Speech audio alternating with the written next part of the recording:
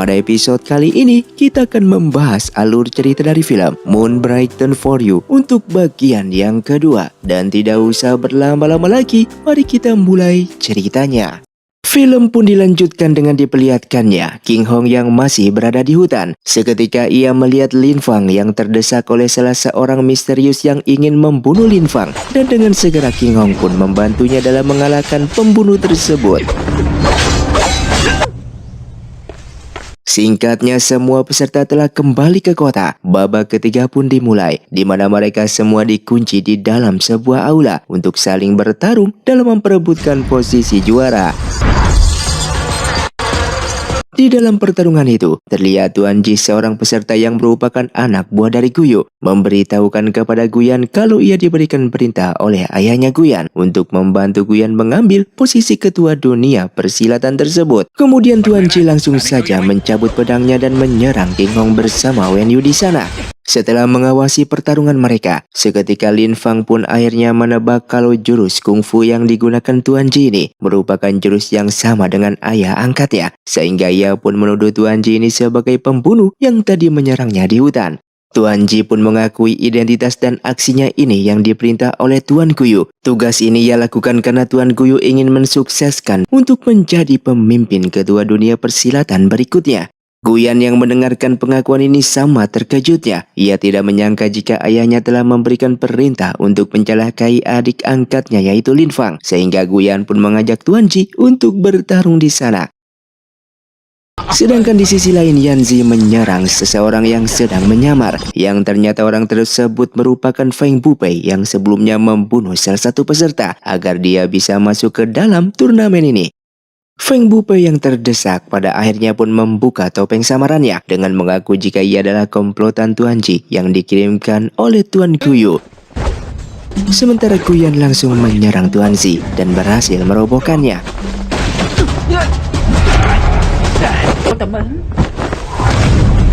Setelah pertarungan selesai, kemudian Lin Fang pun mengambil pelakat ketua dunia persilatan. Lalu Lin Fang menunjukkan pelakat ketua terhadap semua orang dan oleh Jenderal Xiaohu. Ia pun secara resmi terpilih menjadi ketua dunia persilatan yang baru.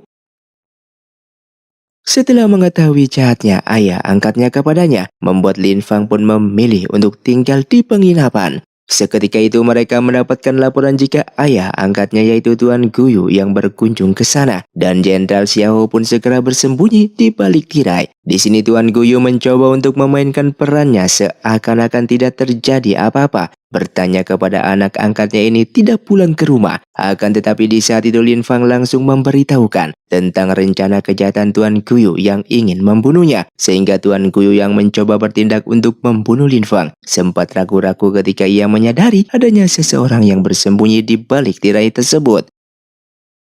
Sementara Lin Fang yang menemui Wen Yu langsung meminta maaf karena ia telah memanfaatkan Wen Yu dan King Hong selama ini. Ia menjelaskan tujuannya untuk menjadi ketua dunia persilatan adalah demi melakukan pembalasan dendam pribadi atas kematian ayahnya yang secara misterius 15 tahun yang lalu. Lin Fang pun bertekad menggunakan jabatan ini untuk menyelidiki siapa orang yang telah membunuh ayahnya itu. Tidak hanya itu, Lin Fang pun meminta Wen Yu untuk bekerja sama dengannya, menuntaskan kejahatan dan mengembalikan harkat martabat kejayaan dunia persilatan yang telah lama memudar. Di malam harinya, King Hong menemui Lin Fang yang sedang menahan rasa sakitnya akan penyakitnya tersebut. Dan secara tiba-tiba King Hong pun menotok tubuh Lin Fang, lalu memaksanya untuk meminum mutiara penghangat hati. Di sana Lin Fang bukannya bertambah sehat, malah tubuhnya menjadi semakin tidak stabil. Dikarenakan mutiara penghangat hati itu ternyata tidak dengan mudahnya diserap oleh seseorang yang tidak memiliki tenaga dalam seperti dirinya. Mengetahui hal itu, King Hong dengan tanpa ragunya pun menyalurkan tenaga dalamnya untuk membantu mensirkulasikan obat itu ke tubuh Lin Fang. Tak lama kemudian Wen Yu juga datang ke sana dan merasa cemburu akan kedekatan mereka berdua tersebut. Namun dengan bersamaan sejumlah pembunuh yang dikirimkan Tuan Guyu pun menyerang ke sana. Kemudian Wen Yu pun mengejar salah satu pembunuh untuk diinterogasi, namun pembunuh itu langsung melakukan bunuh diri. Dan di saat Wen Yu berbalik badan, ia melihat penginapan itu telah dibakar oleh api. Sementara King Hong masih belum mau melepaskan bantuan sirkulasinya, meyakinkan Lin Fang bahwa mereka hanya perlu bertahan sebentar lagi di bawah kobaran api tersebut. Dan beruntungnya King Hong berhasil mensirkulasikan tenaga dalam ke tubuhnya Lin Fang di titik terakhir, sehingga mereka pun berhasil keluar sebelum api melahap habis tempat tersebut. Terlepas dari bencana pembunuhan, hati Lin Fang mulai tergerak oleh kebaikan dan ketulusan King Hong. Ia pun sempat sedikit cemburu saat melihat King Hong dan Wen Yu yang berduaan. Kemudian ia pun mengundang King Hong untuk menghadiri jamuan pesta perayaan atas dirinya yang berhasil menjabat sebagai ketua dunia persilatan baru. Ia pun menjanjikan hadiah sebuah baju baru kepada King Hong. Namun setelah King Hong mencobai begitu banyaknya pakaian baru yang telah disiapkan, Lin Fang tetap saja merasa kurang puas dengan beberapa pakaian yang dicoba oleh gadis itu. Dari yang awalnya ingin memberikan sepotong pakaian, hingga Lin Fang memberikan semua baju baru tersebut. Setelahnya Lin Fang yang ingin menemui King Hong kembali, namun seketika itu Wen Yu pun datang ke sana sambil mengungkapkan isi hatinya kepada King Hong yang membalasnya dengan pernyataan yang sama. Lin Fang yang terlambat menyadari perasaannya tersebut, malam itu juga memberitahukan kepada King Hong kalau ia telah meminta Jenderal Xiao untuk mempelajari King Hong bela diri. Keesokan harinya Jenderal Xiao pun meminta agar King Hong dan Wen Yu bertukar pedang di saat mereka berlatih. Pedang tipis dan ringan dipakai oleh Wen Yu, sedangkan pedang tebal dan berat malah dipakai oleh King Hong. Dengan bersamaan saat itu terjadi sebuah insiden pembunuhan misterius yang menimpa perguruan Rui. Ada sebuah jejak yang ditemukan dari pembunuhan itu, yaitu sebuah senjata rahasia dengan bentuk bunga emas. Sebagai ketua dunia persilatan, Lin Fang pun harus menyelidiki kasus kriminal tersebut. Setelah itu Jenderal Xiao pun kembali menemui King Hong, yang pada akhirnya memberitahukan tujuannya meminta mereka bertukar senjata dalam pelatihannya adalah agar mereka berdua bisa menutupi kelemahan mereka masing-masing. Sebagai wanita, serangan King Hong mengandalkan kecepatan tetapi kurang dalam kekuatan. Dan sebagai laki-laki, Wen Yu mengandalkan kekuatan besar namun kurang dalam teknik dan kecepatan. Jenderal Xiao berharap dengan teknik pelatihan ini, keduanya bisa mendapatkan peningkatan sembari memberikan sebuah gulungan ilmu pedang kepada King Hong. Dan King Hong harus membuat salinan kitab ilmu itu untuk diberikan kepada Wen Yu, dikarenakan saat ini Wen Yu sedang sibuk membantu Lin Fang. Saat itu bersama Wen Yu, Su Batian pun ingin melakukan pelacakan kasus pembunuhan yang terkait dengan perguruan Rui. Tiba-tiba saja Wen Yu mendapatkan panggilan dari Tuan Putri, sehingga utusan itu pun mengatakan bahwa Tuan Putri mengetahui mengenai petunjuk kasus pembunuhan perguruan Rui tersebut. Di saat Wen Yu bergegas masuk ke istana, namun dia malah diajak berpesta oleh Tuan Putri yang jatuh hati kepadanya, yang membuatnya marah kepada tindakan Tuan Putri tersebut yang telah membohonginya ini. Sementara itu Su Batian yang ingin berangkat sendirian malah dihampiri King Hong yang ingin membantunya. Dengan terpaksa Su Batian pun membawa King Hong untuk melakukan pencarian jejak di area gunung. Mereka yang lelah dan beristirahat pun menyantap kue roti sambil bercanda satu sama lainnya. Dari situlah King Hong mendapatkan ide saat ia melihat lebah-lebah di sana yang tengah menghisap bunga di sekitaran itu, dengan mengatakan bahwa pembunuh ini diyakini suka terhadap bunga. Maka mereka cukup mengikuti para lebah yang secara alami tertarik dengan bunga-bungaan tersebut. Berawal dari situlah King Hong bersama Su Batian telah tiba di sebuah pondok yang disekelilingi oleh tanaman-tanaman bunga, sehingga mereka menemukan para sandera murid-murid perguruan Rui yang ditawan di sana, beserta dengan Li Su yang merupakan istri dari ketua perguruan Rui. Sayangnya aksi penyelamatan itu dihadang oleh seorang wanita berjubah ungu. Dia adalah Bibi Fang, pelaku pembunuhan yang langsung menyerang King Hong. Melihat King Hong yang sedang terdesak, membuat Su Batian membantunya. Namun dalam pertarungan itu Su Batian justru terkena serangan dari lawan yang membuatnya sekarat. Di sini Su Batian meminta maaf atas ia yang tidak bisa lagi menjaga King Hong dan memberikan potongan kue roti terakhirnya, lalu ia pun mengembuskan nafas terakhirnya. Sejak hari itu King Hong yang ceria ini seakan-akan lupa bagaimana cara untuk mendapatkan kebahagiaannya kembali dengan tenggelam di dalam kesedihannya seorang diri. Namun setelah beberapa waktu, King Hong ini berhasil dibujuk oleh Wen Yu yang kemudian mengajaknya untuk berlatih pedang. Dengan permainan pedang berpasangan tersebut, membuat King Hong pun bisa mengusir sedikit rasa kesedihan di dalam hatinya dan juga mulai tumbuhlah benih-benih cinta yang semakin mendalam di antara kedua pendekar ini.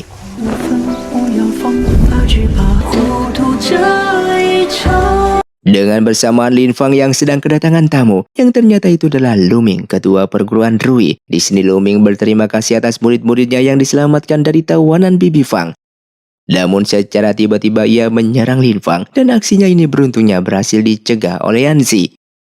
Kemudian Lu Ming pun mengaku ia yang melakukan hal ini dikarenakan dipaksa oleh Bibi Fang yang menyandra istrinya tersebut. Bukan hanya memaafkan Lu Ming, Lin Fang malah berjanji dalam waktu 3 hari ke depan ia akan membebaskan istri Lu Ming dari sandra Bibi Fang.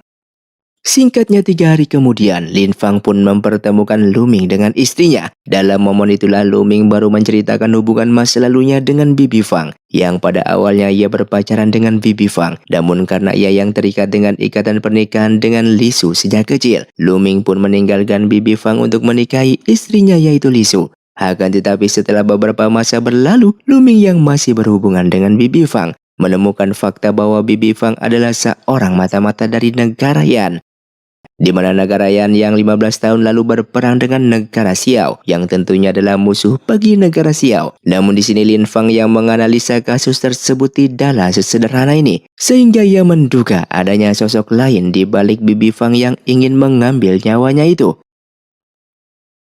Beberapa saat setelahnya, Lu Ming yang sempat ingin membunuh Lin Fang ini pun harus disidang di dalam rapat para pendekar yang dihadiri oleh Tuan Guyu.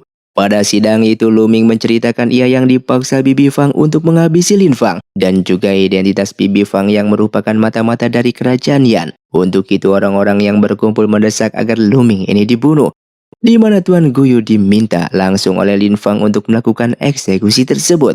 Nyatanya Tuan Guyu ini telah terjebak oleh Lin Fang karena di saat dia tengah ragu-ragu dan belum sempat melakukan aksinya, seketika itu Bibi Fang pun muncul di sana untuk menyelamatkan nyawa Lu Ming dan memaki Tuan Guyu yang telah melanggar perjanjian kerjasama mereka bahwasanya ide untuk membunuh Lin Fang ini adalah ide dari Tuan Guyu. Namun tentu saja Tuan Guyu menepis tudingan tersebut dengan menuduh Bibi Fang yang telah memfitnahnya.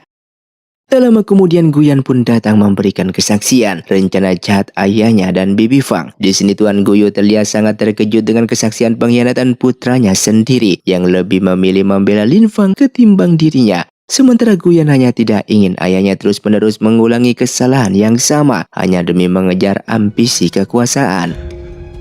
Di dalam pertarungannya melawan Tuan Guyu, Bibi Fang terhantam dengan sebuah pukulan keras yang membuat tewas di saat itu juga. Setelah itu Guyan menemui Lin Fang, memohon agar adik angkatnya ini tidak menghukum mati ayahnya yang sedang dikurung. Meskipun Lin Fang menyatakan ia yang tidak berhak menentukan hidup matinya Tuan Guyu, namun di sini Guyan meyakinkan bahwa ia yang akan mencoba membujuk ayahnya untuk menceritakan bagaimana insiden kematian ayah Lin Fang di 15 tahun yang lalu. Terlihat Tuan Guyu yang diberikan racun pelemas otot dengan penjagaan yang sangatlah ketat ini pada akhirnya ditemani oleh Guyan yang memohon agar ayahnya bertobat. Tuan Guyu pun tahu kalau Lin Fang yang sedang menguping di luaran ini, di mana ia mengakui Lin Fang yang sakit-sakitan sampai sekarang adalah hasil dari perbuatannya yang meracuni Lin Fang sejak kecil. Namun di sini Tuan Guyu menolak untuk memberitahukan bagaimana proses tewasnya ayah Lin Fang dan mengusir Guyan untuk keluar dari sana. Kemudian Lin Fang yang pergi dari sana memberitahukan Yanzi tentang Tuan Guyu yang menolak untuk menceritakan bagaimana ayahnya bisa tewas. Sehingga Yanzi pun meyakinkan kalau kasus kematian ayah Lin Fang pastinya berhubungan erat dengan ayah King Hong. Mengingat ayah King Hong, Tuan Guyu, dan ayah Lin Fang dulunya sangatlah dekat satu sama lainnya.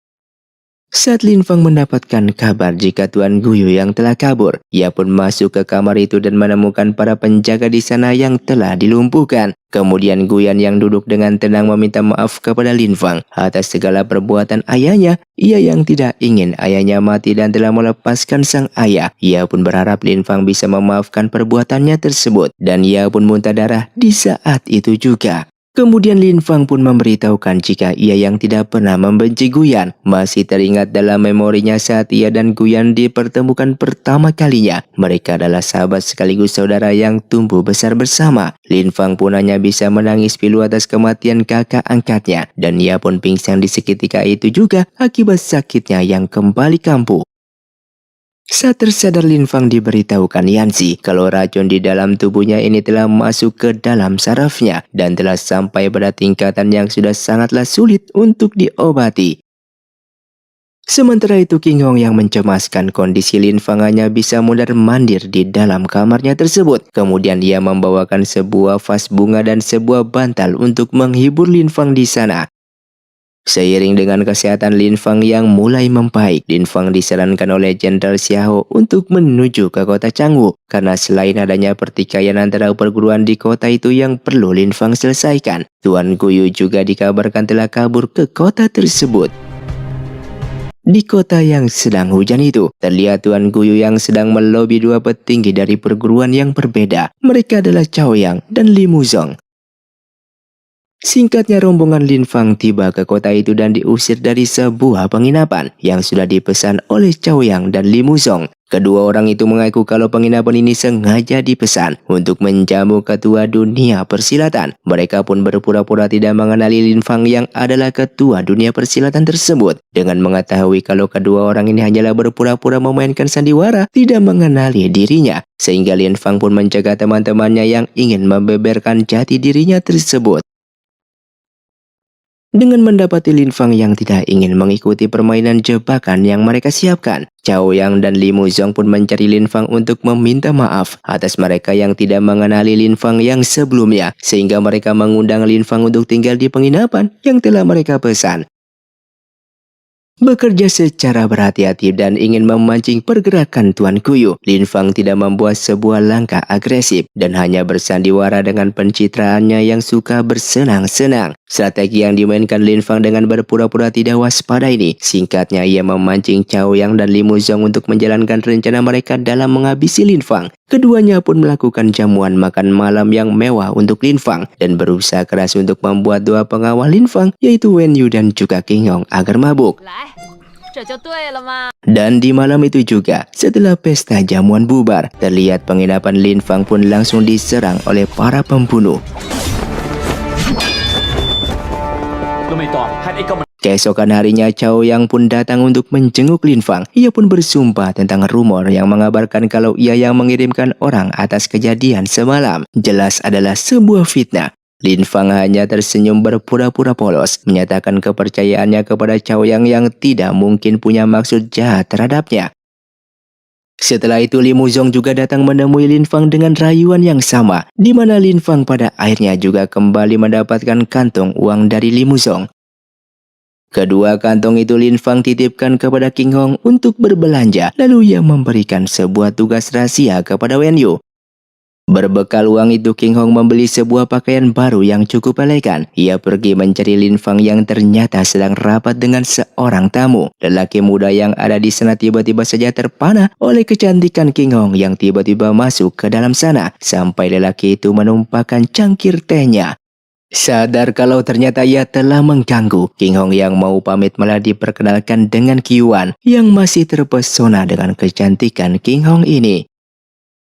Sementara itu Tuan Guyu memperingati Cao Yang dan Li Muzong yang bekerja padanya bahwa Lin Fang adalah orang yang licik dan sangat paham dalam permainan taktikal. Tidak mudah untuk mereka hadapi dan sepantasnya mereka harus lebih berhati-hati lagi di dalam bertindak. Terlihat saat ini Lin Fang telah mengutus King Hong dan juga Wen Yu untuk mengadu domba Li Muzong dan juga Cao Yang. Sepasang kekasih ini menyamar sebagai anak buah Cao Yang, yang kemudian mereka pergi mengacau ke rumah perjudian yang dikelola oleh Li Muzong.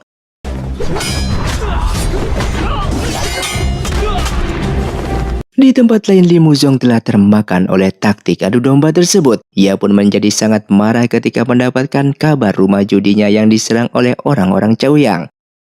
Di sisi lain, Chao Yang sendiri juga menjadi emosional saat mendapatkan kabar kalau Li Muzong telah mencurigainya atas serangan yang tidak ia lakukan. Sehingga mereka berdua yang terkena adu domba ini pun bertengkar di hadapan Tuan Kuyu. Di sini Tuan Kuyu berusaha untuk menenangkan mereka, memberitahukan mereka yang sebenarnya telah diprovokasi oleh Lin Fang. Tiba ke rumah hantu yang kosong itu, Yuan yang menakut-nakuti akhirnya membuat King Kong berteriak kencang setelah melihat seekor tikus besar yang melintas. Sehingga suaranya itu terdengar oleh Tuan Guyu dan yang lainnya. Dan ternyata rumah hantu yang besar ini hanyalah sebuah penyamaran bangunan yang menjadi tempat persembunyian Tuan Guyu. Sehingga Li Muzong pun memerintahkan seorang bawahannya untuk memeriksa, di mana King Kong dan Yuan tiba-tiba saja diserang oleh orang tersebut. Setelah berhasil melarikan diri dari sana, King Kong pun memberitahukan apa yang mereka alami di rumah hantu tersebut. Sehingga keesokan harinya Lin Fang pun mengundang Chao Yang dan Li Muzang, memberitahukan mereka berdua kalau ialah yang mengadu domba mereka karena mereka berdua bekerja di bawah komando Tuan Kuyu. Sehingga saat itu Lin Fang pun membujuk mereka berdua yang bertengkar, di mana Chao yang terbujuk ini ingin mengabdi kepada Lin Fang, akan tetapi Li Muzong masihlah berpihak kepada Tuan Kuyu. Sementara Jenderal Xiao sudah tiba di sana dengan pasukan kerajaan untuk mengepung di sekeliling. Terlihat Li Muzong yang tidak ingin menyerah mencoba untuk menyerang Lin Fang dan langsung kabur dari sana. Akan tetapi pengepungan itu pun berhasil membunuhnya di saat itu juga. Setelah itu Wen Yu pun membacakan semua aksi kriminal Li Muzong dan Chao Yang telah lama di kota Changwu ini. Bahkan dengan banyaknya aksi kejahatan tersebut, Chao Yang juga sepantasnya dihukum mati. Namun Chao Yang ingin memberikan perlawanan juga dibunuh di saat itu juga. Dengan demikian Lin Fang pun telah memberikan contoh keras dengan membersihkan kota Changwu ini dari dua orang penjahat besar, di mana ia pun melepaskan semua anak buah Chao Yang dan juga anak buah Li Muzong yang ada di sana, memberikan mereka kesempatan kedua untuk bertobat. Dan film pun bersambung. Terima kasih untuk kalian yang sudah menonton video ini sampai habis. Sampai jumpa di video selanjutnya.